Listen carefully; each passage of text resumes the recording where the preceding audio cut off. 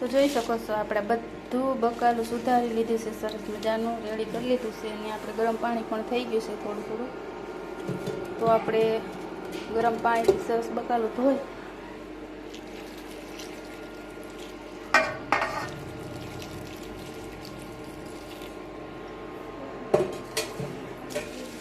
અને કુકરમાં આપણે બાફવા મૂકી દઈશું.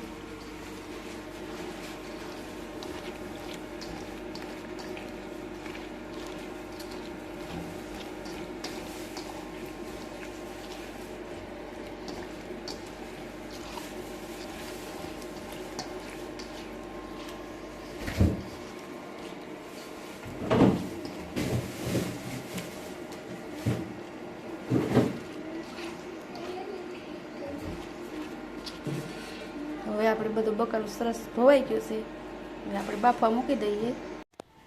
તો આપણું બધું શાકભાજી સરસ રીતે બફાઈ ગયા છે અને હવે આપણે એકદમ કરસિયાની મદદથી ગ્રેવી જેવું કરી નાખવાનું છે. તો આવી રીતે આપણે શાકભાજીને સરસ રીતે ગ્રેવી જેવું કરી લઈશું.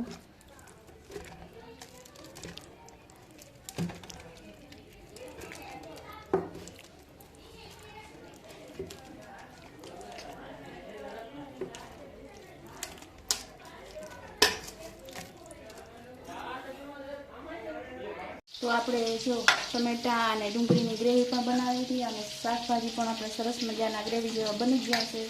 અને આપણે તેલ ગરમ થવા મૂકી દીધું છે અને આપણે લીધું છે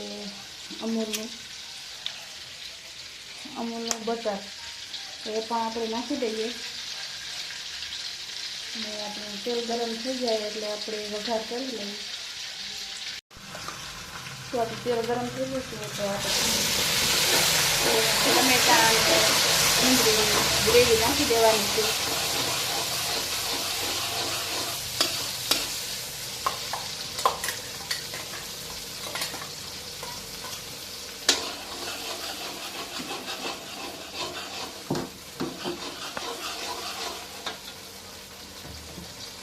અને હવે આપણે બધા મસાલા નાખતા જઈશું અને ત્યાં સુધીમાં આપણે ગ્રેવી પણ સરસ પાકી જાય.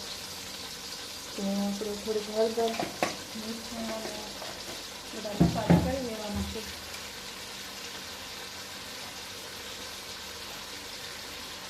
મીઠું આપણે સ્વાદ પ્રમાણે નાખવાનું છે.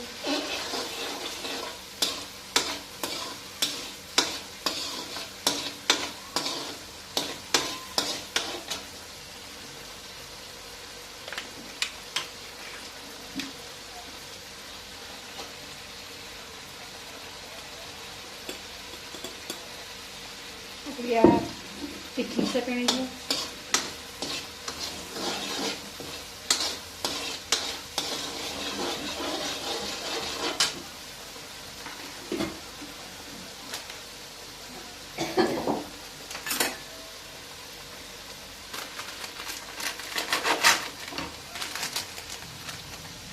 બસ અને નાખવાની છે આપણી કાશ્મીરી લાલ મિર્ચી પાવડર. એકદમ સરસ આપણે પાઉંભાજીનો કલર આવે એટલા માટે આપણે સરસ મજાની ચટણી કાશ્મીરી લાલ મિર્ચી પાવડર નાખી દીધું છે.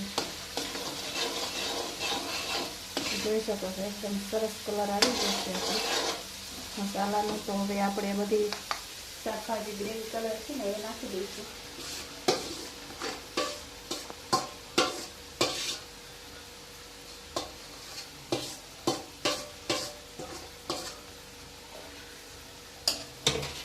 અને સરસ રીતે આપણે મિક્સ કરી દેવાનું છે બધું શાકભાજી અને ગ્રેવી આપણે.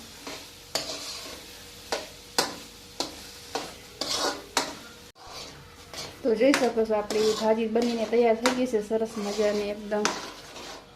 તો હવે આપણે એમાં નાખવાનો છે પાઉંભાજી મસાલો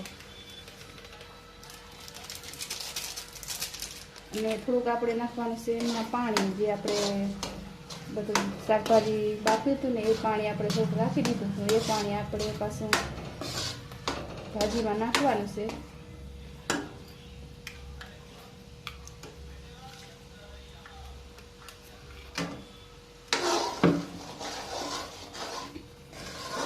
તો જોઈ શકો છો આપણે ભાજી બનીને તૈયાર થઈ ગઈ છે એકદમ સરસ મજાની. મોંમાં પાણી આવી જાય એવી ભાજી બની ગઈ છે. ઘણા બધા અહીંયા ફૂકો ઓગારે છે ને ઊભા છે